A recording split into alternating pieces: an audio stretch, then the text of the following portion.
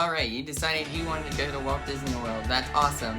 But of course, there's many steps to booking a Walt Disney World vacation. In this video, I'm going to explain the starting steps to booking a Walt Disney World vacation. Here we go.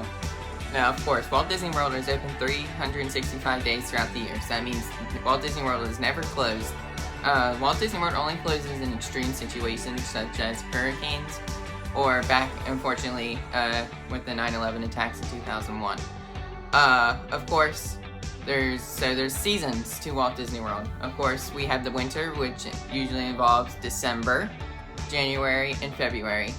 And during this time, you have the holiday season, Christmas, and also you have the Festival of the Arts at Epcot. I think winter is a good time to visit Walt Disney World because the weather is cooler, and also typically crowds are lower then too. But in certain years, they have gone up quite a lot during the winter. So yeah, you definitely have to keep ahead of that. And of course, we have springtime, which is March, April, and May. And of course, during this time, you have Epcot's Flower and Garden Festival, which is my favorite festival at Epcot, so very cool. And of course, during the springtime, you have spring break crowds. And spring break can get quite busy at Walt Disney World, especially right now as I'm speaking. All park passes for next week are gone for every single category. So the spring break crowds are coming in now. So please keep aware of that because theme parks will definitely be busier during the springtime. And of course, we have the summer season, which involves June, July, and August. Of course, summer is typically one of the busiest times at Walt Disney World, considering that kids are on summer break, so it's easier for parents to take kids to Walt Disney World. And of course, the weather in Florida can be extremely painful, so especially during the summer with the humidity and stuff. So yeah, it'll be very hot, and typically the crowds have gone down during the summertime than they used to, but there's definitely summer crowds still there, and definitely there will be more kids there if that's what you're worried about as well.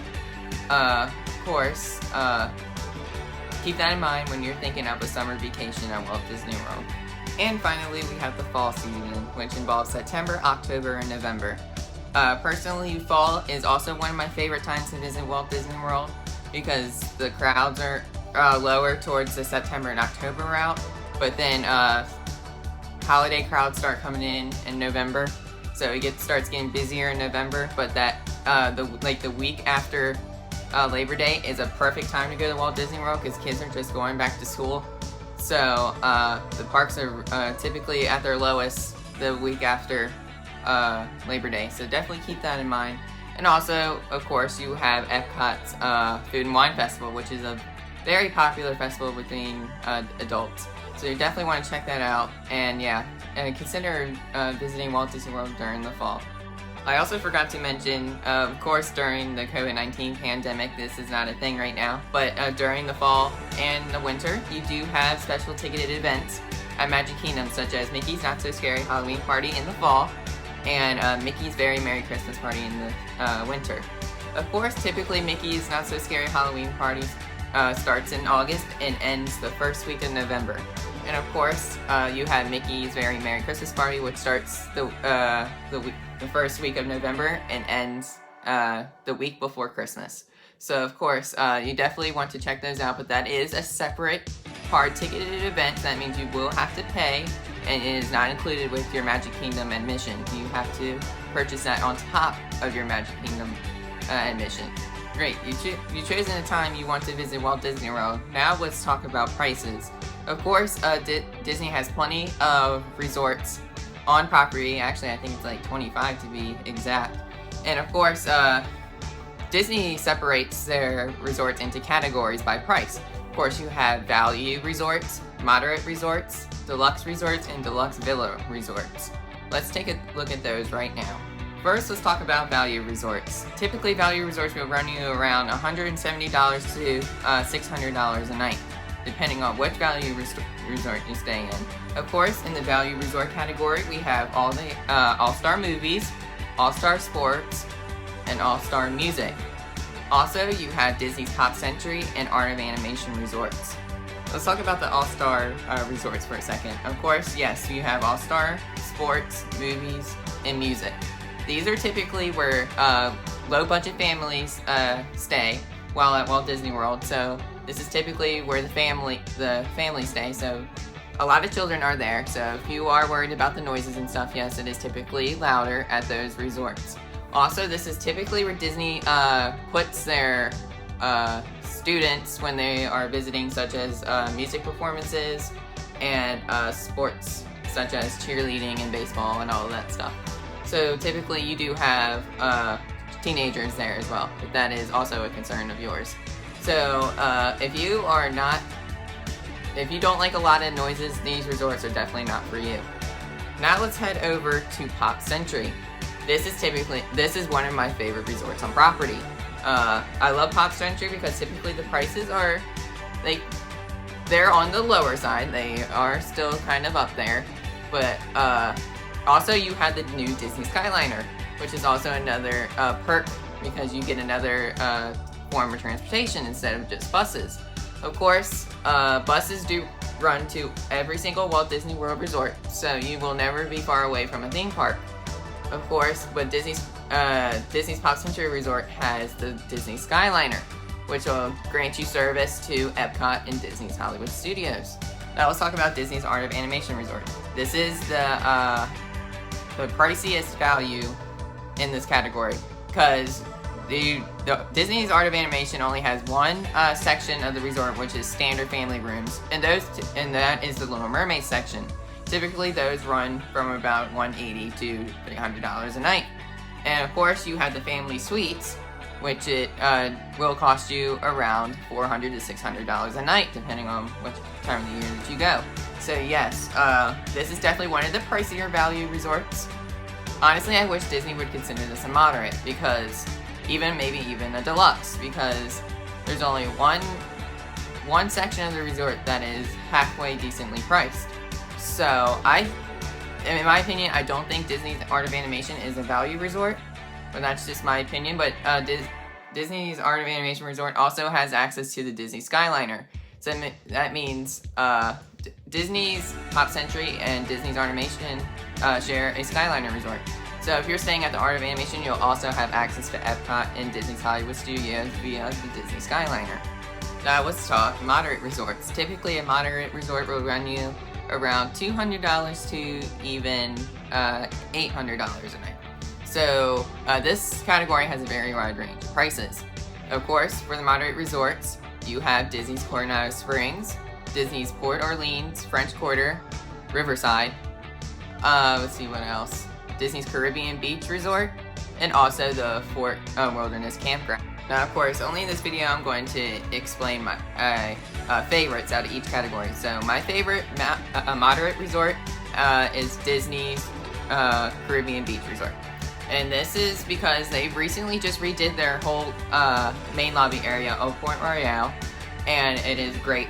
And also, I love the preferred section, the Martinique section of the resort, because the last time I visited Walt Disney World, I barely saw anyone the whole time that I was there, and it was so quiet, and it was actually really nice. And also, you now have access to the Disney Skyliner, just like Disney's Pop Century and Art of Animation Resort. So of course, this will grant you service to both those resorts and Epcot and Disney's Hollywood Studios. Next up, we have Disney Deluxe Resorts, and this will run you around $500 to even maybe $3,000 a night. Yes, I am serious. So Disney Deluxe Resorts are one of the highest resort options that you have. And Disney Deluxe Resorts also has the most resorts. And of course, you can see all the listed resorts right here. So yeah, Deluxe Resorts are typically where they're going to be closest to the theme parks. And of course, you'll have Disney's Contemporary Resort, Disney's Grand Floridian, Disney's Polynesian, and Disney's Wilderness Lodge near the Magic Kingdom. At Epcot, you have the Yacht Club, Beach Club, and Boardwalk. My favorite deluxe resort is Disney's Grand Floridian Resort. I've always thought that this resort was so pretty, and the lobby I think is so gorgeous. Like, I just think it's crazy how pretty it looks. I personally never stayed at any deluxe resorts, but if I had to, Disney's Grand Floridian would be the one. And also Magic Kingdom is my favorite Walt Disney World theme park. So of course I want to be closest to the Magic Kingdom that I can. So yes, if you can afford it, please go check out Disney's Grand Floridian Resort and Spa. And finally, we had Disney Deluxe Villas. This is typically the DVC areas of Walt Disney World Resort, which is the Disney Vacation Club. And of course, this is a timeshare service that allows you to go to Walt Disney World and many other Disney locations. Resorts in this category right now. And my favorite deluxe villas, it has to be the Polynesian villas and bungalows. I think those things look super cool. I would never be able to afford it, but I think those look super cool. The way that they just like float, and you have your own private hot tub and something. It just looks so nice. And yeah, so if you are part of DVC or can afford it, please go check those out as well. And of course, you do not have to be a Disney Vacation Club member to stay at a Disney Vacation Club resort. Just keep that in mind as well. Just a few things before I wrap up I want to show y'all is, one, do not hesitate to book. If you are ready to book and you know exactly what your dates are, Disney does allow guests to book resorts 499 days out of their arrival date. And of course, Disney typically releases resort packages in the summer, before the year that it's supposed to be released. But this year was a little bit different. They did decide to release 2022 packages early, just back in February. So it's a little bit different. I don't know if they're going to keep that or not, but typically they are released during the summer before that year. So if you're ready to book, do not hesitate to book. And also, never pay full price for a Walt Disney World vacation. Disney has always had special offers to offer their guests. So, of course, if you go ahead and book a resort at full price, you'll be able to add on a discount. If Disney does make a discount, you will be able to add it onto your package, and you'll be able to save money. But never pay full price for a Walt Disney World resort. And finally, we have park passes. To enter any of the Walt Disney World theme parks, you have to have a park pass right now. And if you do book a Walt Disney World Resort package, this does not guarantee you'll be able to get into the Walt Disney World theme parks. Remember, this is a reminder that you must have bought admission and linked it to your My Disney Experience account before you can make park passes. I'm going to show you how you can book your park passes so you'll be ready when it's time for you to book your park passes.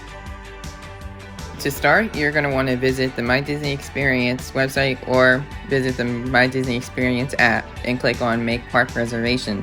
Of course, click everyone that's joining your Walt Disney World vacation and go to the day that you want to book a park reservation. Found the day that you want, click on the day and the parks will show up. Of course, this showed up because my family has already booked their park passes, but times will show up. Before I ended this video, I wanted to tell y'all, if you're hesitant to book a Walt Disney World vacation and you don't really know what you're doing, one thing I do recommend is checking out a travel agency. And one travel agency I do have in mind is Mickey Travels. They are a platinum earmark travel agency and will help you throughout your whole booking process of booking a Walt Disney World resort. And a benefit is that it is 100% free to work with an agent. So go check them out at MickeyTravels.com. After this video, of course, if you have any questions about booking a Walt Disney World vacation, let me know in the comments, and I'll definitely try to get to your comment as fast as possible. Or if you want to message me privately, you can email me at zaxworldwdw@gmail.com. Until then, I hope you all have a magical day, and I hope you get to go to Walt Disney World. Bye, everyone.